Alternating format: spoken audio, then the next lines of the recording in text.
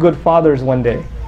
Because Ibrahim taught Ishaq, and Ishaq taught Yaqub. And what does Quran say? Ibrahim and Yaqub, meaning grandfather and grandson, said the same exact thing.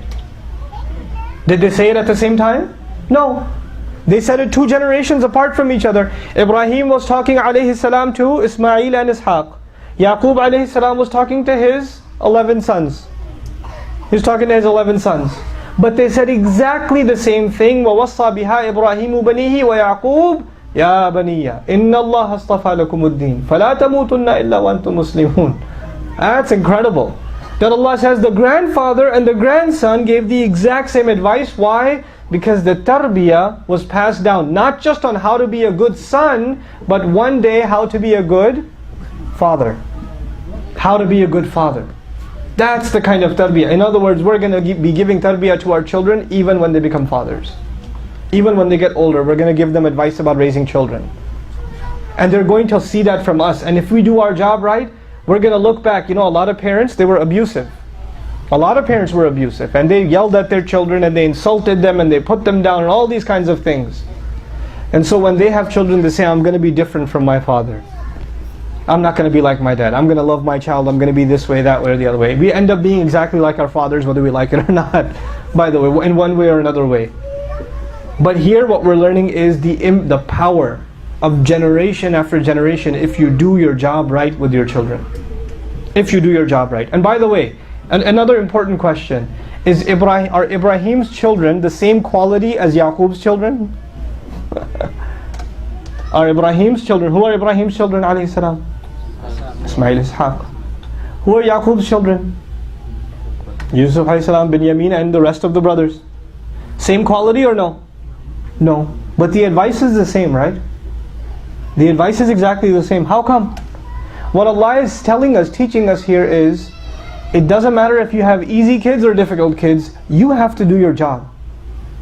There are some parts of parenting that don't change at all. Other things have to change. Other things have, but this part of parenting will not change at all. You have to give your children the teaching of deen. It will come from you. It will not come from a qari sahib. It will not come from the imam or the khatib. It will come from you. And so I come now as my talk winds down, I want to share with you some very practical, immediate things that all of us can do, myself also.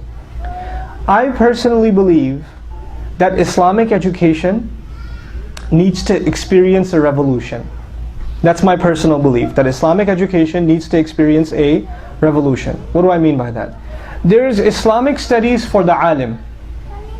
The alim will study fiqh, hadith, tafsir, aqidah. He'll study all of these things and he'll become an alim. And he will study them at the very high level. But there's a level underneath that we need to create, actually. It doesn't really exist too much yet. And we need to create it, a level of learning Islam just for daily practice, daily life. Now, I'm not talking about fiqh. I'm talking about advice for fathers. I'm talking about advice for wives.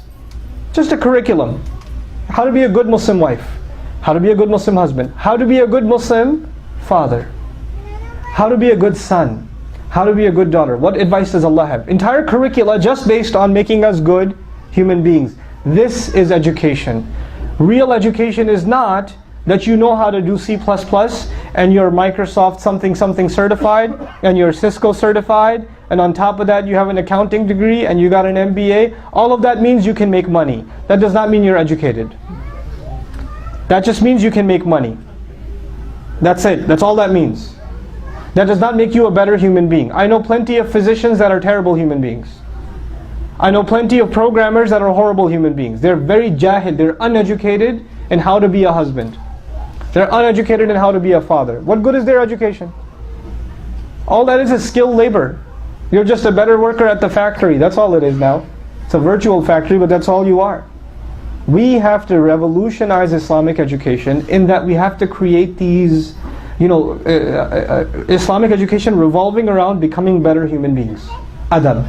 Specific areas that need help now that never needed help before.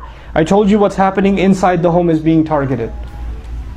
Most Muslim fathers don't even know what it means to be a Muslim father anymore. These things came naturally to us. They were not difficult for us in the past. But now, because of the change of the world, and the change of our lifestyles, these things are, we have to re-educate ourselves in these things. We have to come back and do them all over again. How to raise kids specifically. There's one set of CDs. I think you might be able to find MP3s online also. I want everybody here to listen to them. They're not by me. They're by a person I really, really admire, Brother Hisham Al-Awadi. Brother Hisham Al-Awadi. Children Around the Messenger. That's one series. It's called what again? Children Around the Messenger. And Mother of the Believers. Mothers of the Believers. These two series. I want every person, especially every father here, especially every father, but the entire family, to listen to both of these series. It's really, really important that you do. They benefited me tremendously, and they can benefit, parents in general. Just, these are few resources we have, but they're gold. They're really, really valuable. We should take advantage of them. And we should, inshallah ta'ala, try to have our entire family listen to them. Put them in your iPod, put them in the car, listen to it every day. You will benefit tremendously. Recite Quran with your children. Don't hire a qari to recite Quran. Recite Quran with your children. Maulana Sahib comes, reads Quran and goes home. What about you? What about you? You don't have time? If you don't have time for Quran, why does your child have to have time for Quran? Sit down with your child, make those 20 minutes happen. Shaitan will come, he will make you yawn, he will make you thirsty, he will make you sleepy, he will make you remember you had a meeting. All of that will happen in those 20 minutes. Why? Because you gave those 20 minutes to Quran. He hates that. He can't stand it. But make those 20 minutes happen. Commit to it. Commit to it with your children. Get the entire family, there's one part of the day we're going to sit and we're going to recite Quran. Listen to the explanation, at least the translation of the Quran together as a family. If you can't do it for an hour, do 10 minutes. It's okay. Just listen to it. Just a little bit of 10 minutes of Quran. I'm beyond the recitation. Recitation, I told you how many minutes? 20 minutes. Listening to a translation, some tafsir, some explanation, how long? 10 minutes. So how long every day? 30 minutes. You as a family just did something for Allah. My recommendation between Maghrib and Isha. And my recommendation, right now you're going to say, kids have exams, it's May, let the semester end. Fine. You know what? I'll give you that. This whole summer, this is what you do. 30 minutes every day. Don't say, which program should I put my child in? You're the program. You're the program. Everything else is secondary.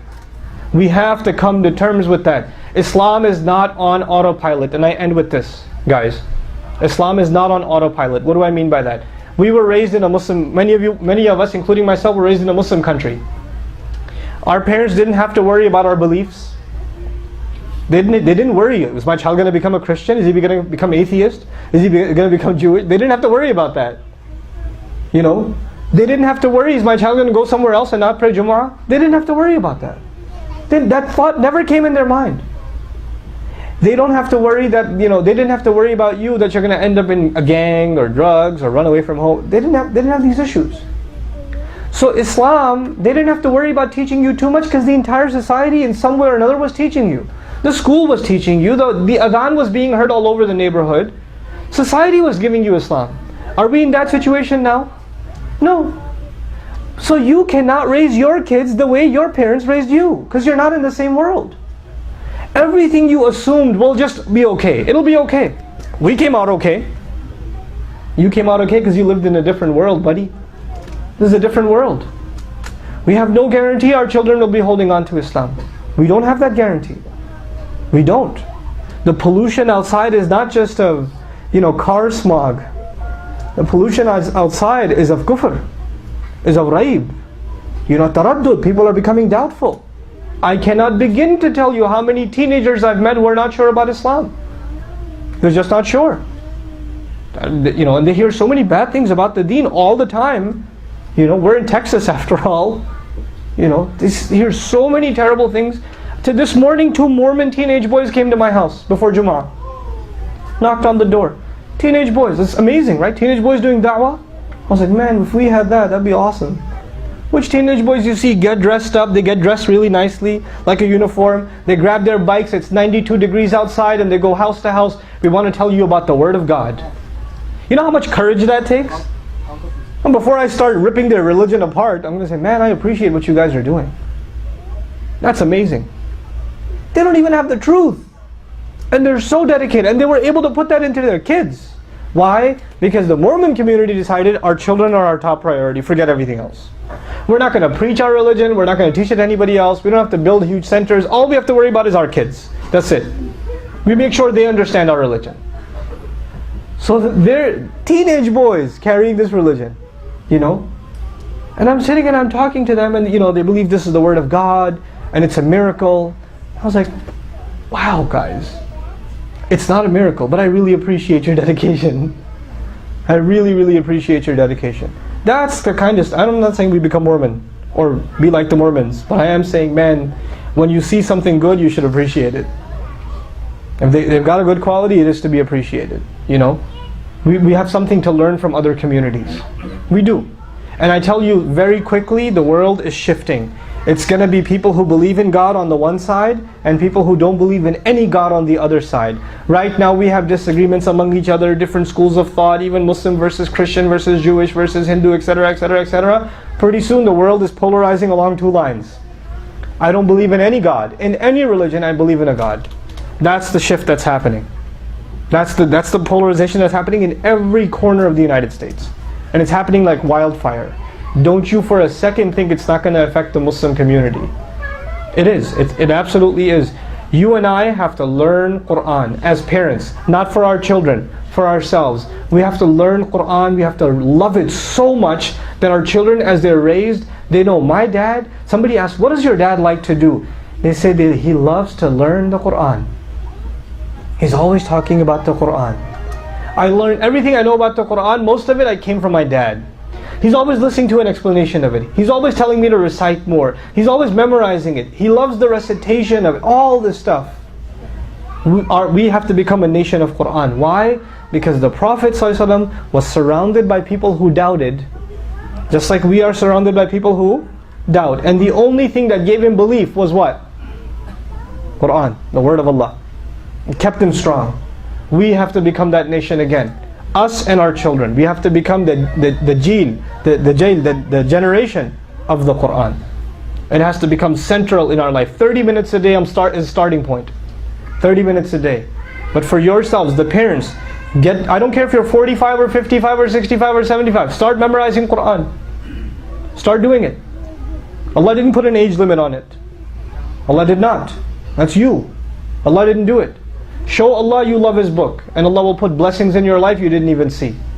You won't have to ask somebody else for advice on how to raise your children. Allah will give you that advice in His book. He will have those answers for you and me in His book.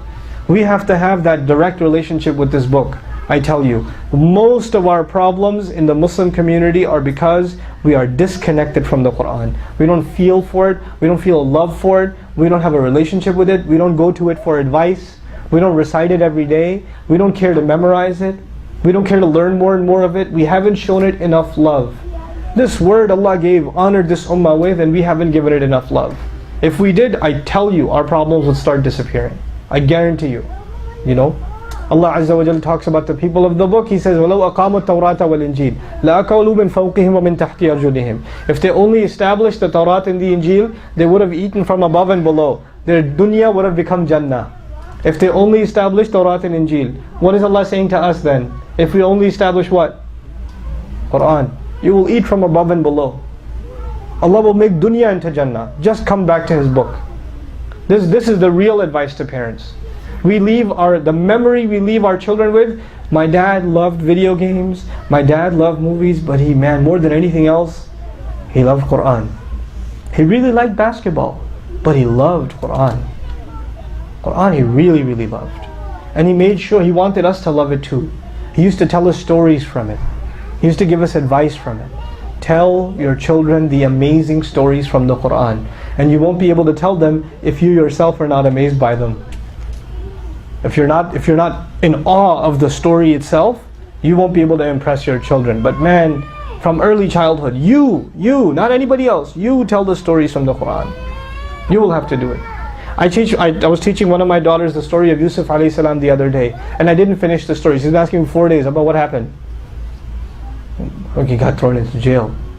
Then what happened? I can't tell you. I'll tell you later. And she's been asking me. I'll tell her on the way back. I'll tell her today, inshallah. what happened after he got thrown into jail. But we have to make and create an interest into our children. And the stories are so beautiful. They're so remarkable. Especially when you tell them from the Qur'an's point of view. They're so beautifully put together. May Allah Azza wa Jal make us a people of Qur'an and instill that, give us the ability to instill that into our children. Have an honest, open, direct conversation with your children. Ask them about what what they heard in school, what problems they have. And then you yourself seek the answers from Allah's book. You say, you know the thing your friend just told you, or this terrible thing you saw, you know what Allah says about that? Let me show you. We're literally teaching our children how to go to Allah for answers. That's what we have to do. We have to create that generation. May Allah Azza wa Jal help all of us do that. May Allah Azza wa Jal put barakah in the lives of every Muslim. And may Allah add barakah on top of barakah on top of barakah by means of our love and affection and time and dedication to this Qur'an. I wanted to take this opportunity quite a few